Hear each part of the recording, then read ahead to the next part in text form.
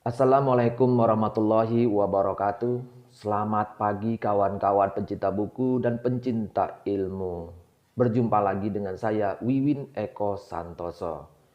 Oke, hari ini kita menyambung pembicaraan atau diskusi kita beberapa hari yang lalu. Kalau beberapa hari yang lalu kita berbicara simulasi, seorang Wiwin Eko Santoso umpamanya menjadi seorang pencuri atau perampok. Nah, beberapa hari yang lalu kita berbicara tahapannya adalah pertama ya kombinasi hari lahir dan pekan seorang Wiwin yang menjadi pencuri, simulasinya begitu kan, ditambah dengan hari operasi, dikombinasikan dapatnya apa nasibnya, apakah sial atau tidak, beruntung atau tidak. Kemudian tahap berikutnya adalah kombinasi dari hari pekan lahirnya sang maling perampok, dalam simulasinya itu adalah Wiwin, dilihat dengan aksara nama lokasi sasaran. Wah, nama tempat kampung. Itu kemarin. Nah, hari ini kita lanjutkan lagi tahapan berikutnya yang ketiga, yaitu arah masuk ke tempat sasaran. Nah, itu harus ada itu perhitungannya itu. Ini kan kita berbicara tentang petangan bagaimana mencuri, merampok menurut primbon. Nah, itu arah masuk ke sasaran, mau masuk ke sasaran itu sudah ditentukan. Menurut apa? Menurut hitungan waktu juga. Kemudian berikutnya nanti juga cara atau arah lari dari tempat sasaran yang akan dicuri, dirampok itu kita larinya ke arah mana. Itu juga harus masuk dalam diskusi kita kali ini sebagai simulasi menjadi pencuri atau rampok. Dan simulasi, sudah di sini ya tadi saya siapkan. Bagaimana masuk ke rumah sasaran, ya, dan bagaimana arah lolos dari tempat sasaran. Oke, simulasinya masih tetap pakai hari yang saya pakai hari yang dimana ada pencuri di Jambi yang gagal. Kita nggak pakai kegagalannya, tapi memakai harinya kok bisa dia gagal, sementara kita tidak, kita hitungnya yaitu Januari 8 Januari 2021 yang lalu. Ini ternyata adalah hari Jumat Wage. Jumat Wage, pekannya Wage, Jumat harinya tanggal 24 Jumadil Ulo ya, Jumadil Ulo. Tahun berapa? Tahun 1954 Anno Jawa atau Jumadil awal tahun 1000 berapa tuh? 1000 berapa tuh? 1400 Hijriah ya, 1442 Hijriah. Oke. Simulasi berikutnya adalah pencurinya itu kan di daerah Beringin. Di daerah Beringin. Dan pencurinya, simulasinya sekali lagi namanya adalah Wiwin Eko Santoso. Kita pakai sebagai korban sandiwara kita untuk menjadi pencuri ya, simulasi pencuri Wiwin Eko Santoso. Nah, untuk masuk ke rumah sasaran, dan ternyata dalam primbon itu yang dipakai adalah Jumat Wage, harinya saja, hari dan pasarannya, tapi belum pakai hitungannya. Hitungan maksudnya ini kan 6, ini 4, harganya 10 ya, neptunya itu. Belum pakai itu, tapi baru hari Jumat Wage itu ternyata sudah bisa ditentukan arah masuknya kita ke rumah sasaran. Nah, kita buat simulasi juga rumah sasarannya di sini ya. Ini titik seperti ini. Kemudian titiknya di sini. Ini spidolnya. Kemudian di sini saya buat titik biar agak rapi saja. Oke. Anggap aja nih rumah orang ya, atau gedung atau ruko. Ya, bentuknya kotak, dan anggap aja pas dia berada posisinya di sebelah sini adalah utara, sini timur, sini selatan, sini barat. Oke. Nah, menurut hari Jumat Wage, jadi 8 Januari 2021 itu Jumat Wage, arah masuk kita ke rumah sasaran, dan ini sasaran. Saya tulis ini adalah sasaran atau target. Ya, bisa ruko, bisa rumah, bisa apa saja ya. Bank juga bisa ya, mungkin kalau begitu. Kemudian ini daerah Beringin. Kelurahan Beringin, Kota Jambi, Kecamatan Pasar itu ya. Nah, kalau masuknya dari arah timur bagaimana? Kita misalnya ngambil masuk dari arah timur. Set, ya, saya kasih garis warna biru. Nah, menurut Primbon Jumat Wage, kalau masuknya dari arah timur itu namanya kukuh, ditulis kukuh, tapi menurut saya ini kamus artinya maksudnya mungkin kukut dah ini. Nah, kukut. Nah, kukut itu artinya apa? Ya, artinya gagal. Ya, kacau. Jadi menurut Primbon, Jumat Wage itu kalau masuknya dari arah timur, kukut, gagal. Bagaimana kalau masuknya dari selatan? Kita masuk ke rumah target itu hari Jumat Wage itu dari selatan masuknya. Kita buat garisnya, panahnya ke arah rumah itu dari selatan. Kalau dari selatan apa namanya? Yaitu namanya kolo luang. Kolo luang. Kalau menurut kamus, ya kalau itu artinya waktu, atau kalau itu piolo atau yang berbau kesialan juga ya, atau sengkolo kan ada kaitan dengan itu. Luang itu jebakan ya, artinya di sini tertangkap. Ya, tertangkap. Berarti kalau dari selatan menurut Primbon, ya itu bukanlah waktu yang benar, arah yang benar mau masuk ke rumah sasaran. Ini maksudnya kita datang ke rumah sasaran itu kita masuk arahnya tuh pas di halaman, pas nampak rumah ini, kemudian kita ngelihat halamannya. Nah, halaman mana kita masuk? Jangan timur, dari halaman timur, walaupun halaman itu sempit. Atau masuk dari arah selatan, walaupun halamannya juga sempit. Halaman misalnya selatan ini kebetulan belakang rumahnya gitu. Atau malah selatan ini depan rumahnya. Nah, itu jangan masuk karena waktu Jumat Wage ini adalah statusnya adalah kala luang atau kolo luang. Oke. Kemudian bagaimana kalau masuknya dari arah halamannya, kita mau masuk dari arah barat. Ya, saya kasih garis. Ya, arah barat. Tanda panahnya harus jelas. Nah, ini namanya kalau menurut Primbon itu adalah Sri Lungguh. Untuk hari Jumat itu ya. Sri Lungguh. Lungguh itu kalau tidak salah duduk artinya ya. Sri itu apa? Dewi Sri, simbol Dewi kesuburan dan keberuntungan ya. Simbol Dewi Padi biasanya begitu kalau dalam masyarakat agraris. Ini berarti keberuntungan. Iya, karena ini disebut sebagai kalau masuk dari arah barat itu bakal sukses. Wah, jadi kalau Wiwit Eko Santoso menjadi pencuri di Kelurahan Beringin dan masuk ke sasaran rumah, ya itu akan melewati arahnya dari barat. Itu akan Sri Lungguh statusnya, keadaannya disebut peluangnya sukses. Kemudian bagaimana kalau masuk dari arah utara? Ya. Nah, kita masuk ke arah rumah sasaran itu atau ruko itu dari arah utara. Ini disebut namanya Sri Gumelar. Wah, Gumelar nih ada kaitan dengan gelar, bergelar Sri, gelar keberuntungan juga. Nah, ini artinya juga apa? Sukses. Nah, jadi kalau masuk dari arah utara itu bakal sukses. Nah, jadi Jumat Wage kalau mau masuk ke sasaran target rumah itu harus dari arah mana? Ternyata yang konsisten itu dari arah utara dan barat. Ya, tinggal pilih. Mungkin ada timbul pertanyaan, bagaimana kalau seandainya rumah Wiwit Eko Santoso dan rombongan perampok dan pencurinya itu dari arah timur? Apakah kita akan datang arah timur? Terus kita begini saja masuk halaman timur, ya kukut, ya tidak ya. Kita akan menggunakan ya mengakali dino, apa istilahnya tuh ada di Primbon Taljemul ada makna itu, yaitu dino naga dino, naga hari. Nah ini ya, masih Primbon ini juga tentu saja sumber saya.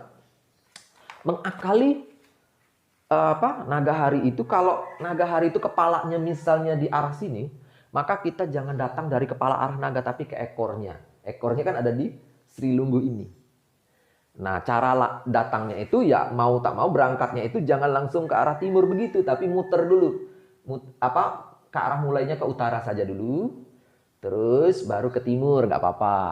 Nah, terus baru kita datang ke utara seperti ini, dari utara sini. Nah, gitu. Misalnya rumah saya di timur nih sebagai pencuri atau perampok. saya tidak akan datang ke arah timur karena memang dari arah timur, dan berangkatnya pun juga tidak ke arah timur karena ke arah timur itu itu juga naga harinya tidak bagus. Jadi pas waktu berangkatnya juga tidak ke arah timur kan, karena hari Jumat itu timur itu adalah tempat naga kepalanya berada. Berarti berangkatnya pun juga ke arah barat. Ya, jadi ke arah barat, sit gini, berangkat ke rumah itu barat, kemudian ke utara sedikit, ke utara, terus balik lagi. Nah, saya tinggal pilih dari utara masuk ke semua sasaran, atau saya muter sedikit dari barat. Nah, seperti itu. Nah, terserah nanti mau dibaca mantranya pada saat, dan memang itu kombinasi ya, harus ada baca mantranya ya, namanya perampok pencuri yang masih tradisional ya menggunakan itu. Oke, itu arah datangnya. Ya, harus jelas seperti ini ya, jangan dari timur karena itu bakal puput, jangan dari selatan. Mintanya idealnya dari barat dan dari utara. Itu langkah atau yang harus diperhatikan tahap ketiga. Tahap keempat adalah larinya dari tempat sasaran ini. Kalau kita sudah berada di rumah sasaran itu dan kita sudah berhasil menggondol beberapa barang berharga, ya, maka larinya ke arah mana? Nah, kalau larinya saya bikin garisnya warna hitam, kita keluar set dari timur ini ya. Nah, itu bagaimana tuh? Ya, larinya ke arah timur. Ya, bukan dari arah timur tapi larinya ke arah timur. Itu bagaimana posisi ini? Ya, ini disebut ya dalam primbon disebut kolo. Di sini ada kolo, di sini kok ada kolo lagi? Iya. Apa artinya kolo itu? Ya, tertangkap, bahkan tewas. Jadi hari Jumat Wage itu kalau larinya dari rumah ini itu bakal tertangkap kalau arahnya ke timur, bahkan tewas, dinamakan kolo kedudukannya. Kolo. Bagaimana kalau misalnya dari rumah sasaran sudah membawa emas, misalnya membawa uang, emas atau apapun, ya, kemudian kita ke arah selatan larinya dari rumah ini. Ya. Apa itu nasibnya itu? Ya, namanya itu nasibnya palang. Palang ya, palang melintang. Ini juga maknanya bakal tertangkap. Nah, jadi tidak baik ini. Ya, tidak baik ini. Tidak baik arah larinya dari arah pas saat di rumah kita keluar ke arah selatan. Nah, bagaimana kalau larinya ke arah barat? Setelah kita berada pencurian di sini dari jam yang juga dihitung jam baik, maka kita larinya ke arah barat. Itu apa namanya dan apa perhitungannya atau petangan atau hitungannya? Ya, kalau ke arah barat itu namanya adalah Sri. Lagi-lagi Sri. Tadi Sri Lunggu, kalau ini Sri saja. Sri itu artinya ya berarti ini artinya selamat, tidak tertangkap. Ini artinya selamat dan tidak tertangkap. Untuk Jumat Wage itu memang Sri itu berada di barat, ya. Loh, di utara bagaimana? Kalau kita lari ke arah utara, ya, lari ke arah utara. Oke. Nah, ini artinya apa kalau menurut primbon? Artinya Lucy. Lucy bahasa Jawa artinya apa ya? Lucy ya, di kamus Bau Sastra itu ada artinya. Lucy itu artinya pertama kalis, selamat ing beboyo, selamat dari berbahaya, keadaan berbahaya. Luput ing beboyo, lolos dari bahaya. Berarti ini lolos dari bahaya. Bahaya tertangkap oleh warga, itu dia lolos. Kalau dia larinya ke arah utara. Oke, terus begini, kalau di kota Jambi itu, Kelurahan Beringin ini, itu posisinya ke arah utara itu adalah menghadap ke utara itu ke Sungai Batanghari. Pertanyaannya, apakah kita lurus saja lari nyemplung ke Sungai Batanghari sementara kita tidak bawa perahu awalnya? Ya enggak lah, maksudnya lari ke arah utara itu bisa maksudnya lari ke arah utara sampai batas waktu di mana itu daerah aman, tidak terlihat dari sasaran, maksudnya dari tempat ini, baru belok kemana kita yang mau kita menyelamatkan diri. Dan kalau idealnya begini, lari ke arah utara, kemudian lari ke arah barat. Karena kan Sri, selamat. Bagaimana kan rumah kita di timur? Ya sudah, muter-muter aja. Nah, untuk menipu naga hari. Wah, itu ditipu. Iya dong, namanya mencuri kan menipu pada dasarnya. Oke, seperti ini saja catatan kita. Saya pikir ini sudah hampir selesai, cuman saya ingin memperlihatkan sesuatu, yaitu ini ada buku. Ya, buku punya Profesor Suhartono Pranoto ya, guru besar sejarah. Di sini judulnya Serpihan Budaya Feodal. Ada sebuah artikel yang itu sebenarnya sudah terbit pada tahun berapa? Tahun 1986 ya. Tahun 1985 bulan Maret ya. Yang berjudul di sini kecu. Kecu itu kayak semacam perampok, tukang kisruh ya. Tapi dalam pengertian perampok atau begal ya. Kecu .2 aspek budaya Jawa bawah tanah. Nah, yang perlu saya kutip di sini adalah pernyataan Pak Suhartono itu yang menarik begini. Di halaman 189, kawanan kecu atau perampok itu juga memperhitungkan dengan amat sangat waktu yang tepat dan dianggap akan selamat dan banyak mendapatkan harta rampokan, atau curian. Petungan atau petangan hari baik dan hari naas menurut naga hari atau naga dino itu harus dipatuhi. Yang kayak begini-begini nih harus dipatuhi, ya. Kemudian sebaliknya apabila memang bukan saatnya dan merupakan tabu, tabu lari ke arah misalnya ke timur, tabu lari ke selatan. Kalau di sini kata Pak Suhartono apa? Sebaliknya apabila memang bukan saatnya dan merupakan tabu, itu tidak boleh dilanggar. Nah, pada abad keberapa itu? Abad 20 ya, atau abad 19 akhir dan awal abad 20 masih ada yang menggunakan teknik beginian dan mereka sangat patuh ya, patuh. Kemudian ada lagi tuh ya, selain ngelmu durjana mengharuskan orang berpantang, juga mengharuskan orang melakukan sesuatu apabila mereka menemui makanan yang harus makanan di dalam tempat sasaran. Misal masuk ke rumah orang, ya, kita masuknya dari arah utara, masuk ke sasaran itu ada makanan. Nah, karena ini ilmu durjana, maka kata Pak Suhartono itu dia nulis itu ya tentang kejahatan kecu waktu ditulisnya itu abad 20, tentang abad 20 dan akhir abad 19 juga. Apabila mereka menemui makanan, maka makanan itu harus dimakan atau disantap sampai habis. Itu sebagai rezeki yang harus diterimanya dan merupakan pertanda bahwa proses perkecuan atau perampokan itu berlangsung aman, tidak terganggu. Mungkin itu sebagai tanda terima kasih terhadap pelindung-pelindung mereka dalam beroperasi mencuri atau merampok ini. Pelindungnya siapa? Ya kekuatan gelap. Ya mereka punya mantra-mantra hitam yang mereka makan itu sebagai hadiah juga. Satu, menurut saya juga ada nih yang pernah saya dengar itu kalau mau mencuri tidak hanya makan, nanti berak di rumah orang itu. Itu punya makna jelek sekali itu. Itu penghinaan terhadap orang yang jadi korban atau sasaran ini. Bahwa mereka sudah dicuri, diberain lagi kan gitu ya, barang berharganya dicuri, dikasih tai yang tidak berharga dari sang pencuri. Selain makan, kemudian berain. Itu yang pernah saya tahu. Baiklah begitu, mungkin ada pertanyaan yang bisa menimbulkan pertanyaan bagi saya sendiri juga. Oh iya, ini buku Dunia Orang Mistik. Buku Dunia Orang Mistik. Dunia Mistik Orang Jawa masih dengan karangan Suyono ini. Nah, perampok itu di sini kalau di bab ilmu hitam orang Jawa itu ya, kalau mau mencuri itu juga gini. Mereka menggunakan kain pembalut mayat yang orang atau mayat yang meninggal hari Jumat Kliwon. Makanya orang Jawa itu kalau mayat Jumat Kliwon itu dijaga. Kenapa?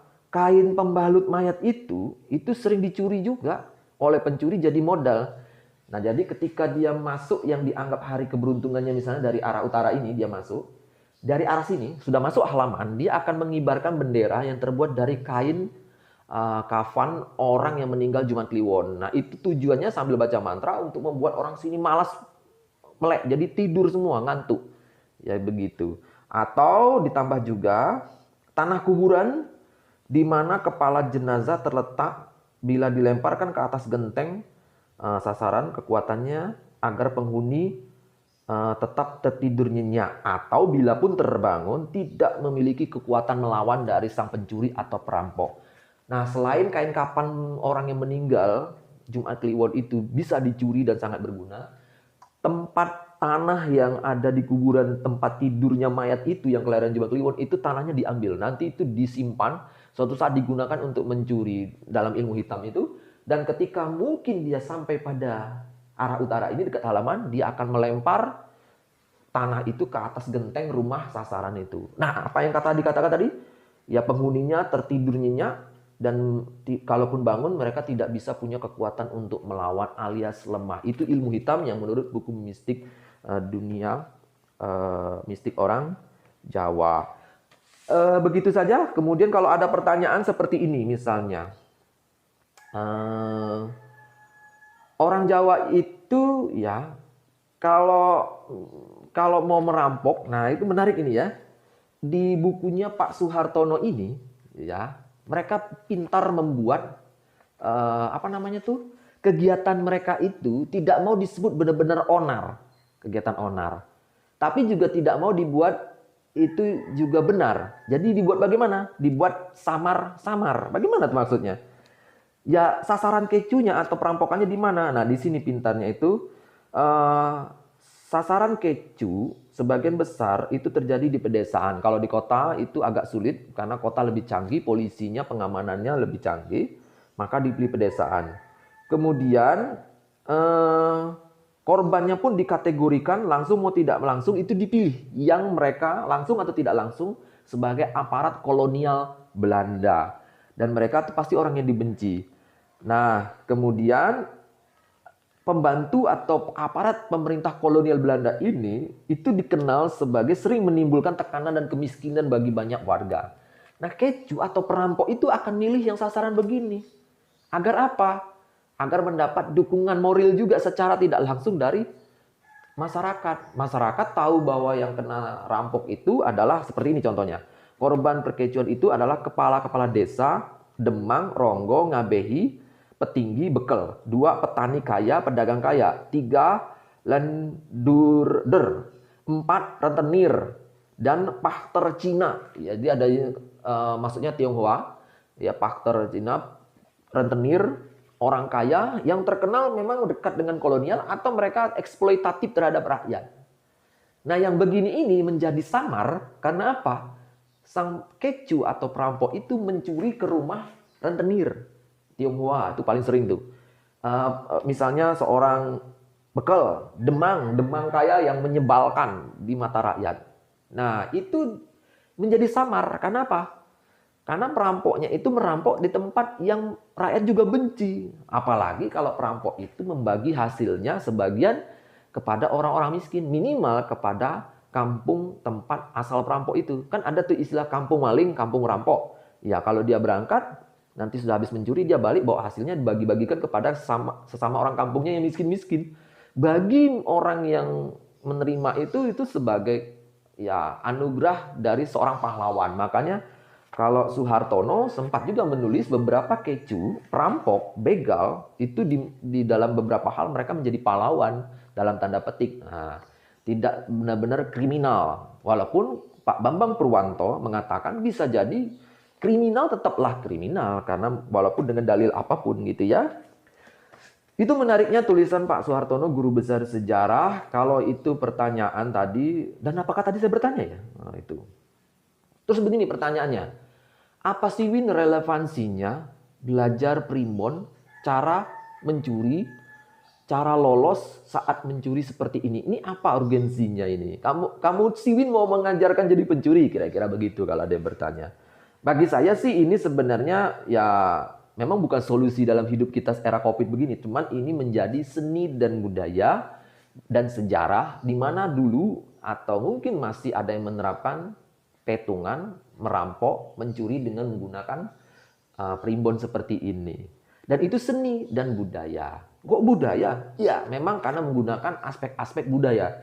Pak Suhartono saja tadi Profesor Suhartono menulis kecu dalam aspek budaya dan memang budaya mencuri dan kita harus menerima positif negatif dari budaya Indonesia atau budaya Jawa yang kalau kecu itu penuh perhitungan, merampok penuh perhitungan, mencuri penuh perhitungan. Kalau gitu hasilnya tidak bisa sederhana. Itu satu. Ya. Kedua, apakah kita yakin bahwa kita tidak ada jiwa pencuri atau maling sehingga kita tidak mau belajar begini, melihat yang begini? Ya bagus kalau memang kita yakin begitu. Tetapi begini ya, kawan-kawan pencinta buku dan pencinta ilmu, ada pendapat yang mengatakan kita punya derajat tertentu, punya jiwa mencuri atau maling. Sederhana saja. Kalau kawan-kawan pernah berada di lampu merah, traffic light, lampunya masih merah, belum hijau, tapi kita merasa tidak ada polisi, sepi, dan juga tidak ada lawan arah yang berbahaya, terus kita anggap tidak berbahaya, terus kita terabas lampu merah itu, padahal belum hijau. Nah ini sudah termasuk contoh bahwa kita itu sudah ada jiwa. Jiwa apa tuh? Jiwa maling. Melanggar peraturan. Karena apa? Belum hijau lampu, kita sudah nerabas. Itu kalau di dunia barat, itu sebenarnya sudah pelanggaran hukum. Pelanggaran hukum mencuri. Apa? Mencuri peraturan itu. Ya, melanggar. Nah kalau kawan-kawan merasa suci, ya sama sekali tidak ada jiwa mencuri dan merampok, maling, saya harus tanya dulu, pernah nggak di lampu merah, ya, di saat masih merah dan sepi, masih bertahan di situ sampai menunggu hijau? Kalau pernah berarti kawan-kawan memang benar-benar tipis sekali jiwa jiwa malingnya tipis. Bagus, saya suka itu ya. Tapi kalau misalnya pernah dan sering bahkan menerabas lampu merah, waspada ya, berarti kawan-kawan masih punya jiwa sedikit kleptokratis ya, jiwa pencuri. Jadi penting belajar ini iya, karena mungkin dalam jiwa kawan-kawan itu sebenarnya ada jiwa-jiwa kleptokratis. Walaupun ada yang berklik, loh Win, aku itu waktu di lampu merah itu, aku ini cewek. Di lampu merah itu sudah jam 9 malam, sepi, tidak ada orang yang berhenti di situ, lawan arah tidak. Kalau aku dibegal oleh rampok bagaimana? Makanya masih merah, aku terabas. Wah, mungkin dia pakai kaidah fikih ya. Wat darurat tubilhul mahzurat. Mungkin dalam perasaan darurat begitu, dia melanggar hukum ya. Dan katanya dalam Islam kalau kaidah fikih tadi yang saya sebut, boleh. Ya mungkin dia akan berdalil itu. Ya mungkin saja kita terima. Tapi kalau bertanya apa urgensinya, ya tadi membahas seperti ini, saya katakan minimal budaya. Kedua, sadarlah atau waspadalah bahwa jangan-jangan kita punya jiwa kleptokratis dalam kadar yang minim. Minimal mencuri peraturan lampu merah.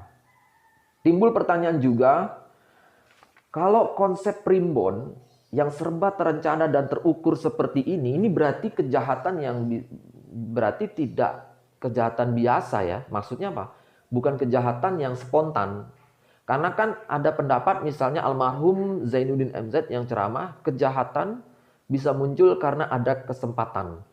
Tapi dalam primbon ini, itu perhitungan seperti ini tidak menunggu kesempatan, ya. Tapi semuanya harus diciptakan, dihitung dan diukur.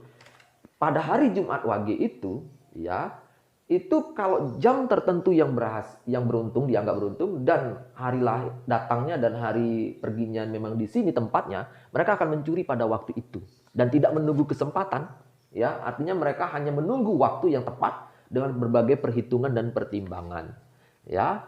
Dan itu sudah dianggap. Tapi bagaimana kalau misalnya pendapat, loh, kalau kami masuk dari utara sebagai pencuri, misalnya saya Wiwin Eko Santoso sebagai pencuri, tapi malah justru di sini tempat gerdu pengamanan yang paling kuat dari tempat toko itu. Pilihannya dua. Satu, pindah saja pada sasaran yang masuknya yang aman dari selatan. Tapi bukan hari Jumat Wage, hari yang lain. Ingat, kombinasi dari hari dan pasaran itu ada 35 hari.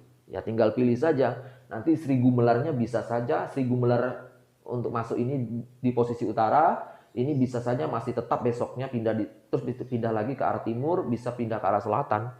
Dari 35 hari dan pasaran, ini salah satunya Jumat Wage. Pindah saja kalau gitu, solusi pertama. Solusi kedua memang menggunakan ilmu sirep.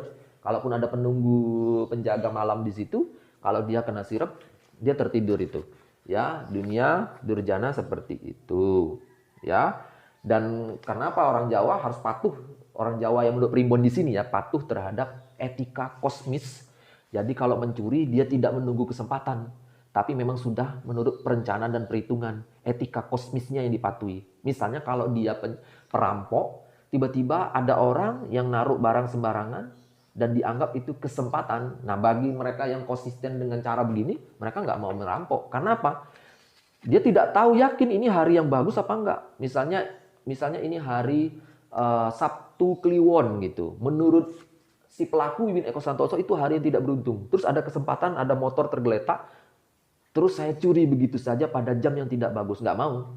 Ya, bagi yang perampok, pencuri yang punya etika kosmis dan tata kosmis yang terukur, dia tidak akan menggunakan prinsip ya ada kesempatan maka terjadilah kejahatan. Prinsip ini kalau versi Primbon tampaknya tidak berlaku ya.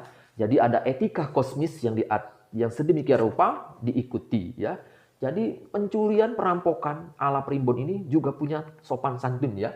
Jadi tidak sembarangan. Tapi sekali mencuri mereka sudah menghitung nih jumlah pencurian dan perampokannya tidak mungkin ya di bawah ya 10 juta ya. Kalau bisa sampai miliar gitu ya. Dan apakah ini gampang terusut? Sekali lagi, kalau larinya ke utara, ya diprediksikan itu akan selamat dan bahkan sulit ditangkap. Ya, saya ingat sekali cerita seorang dosen saya waktu kuliah S1 dulu, tahun 2005 atau 2004. Itu ada beberapa kejadian pencurian di museum atau pencurian benda-benda purbakala. Itu polisi melibatkan juga pelacakannya paranormal, atau disebut begitu ya, orang-orang pintar yang ahli hitungan begini. Ternyata paranormal itu menyimpulkan gelap, ya melacaknya itu gelap. Nah kata dosen saya, ternyata sang pencuri itu atau perampok itu menggunakan jasa juga, jasa ahli perhitungan seperti ini, sehingga apa?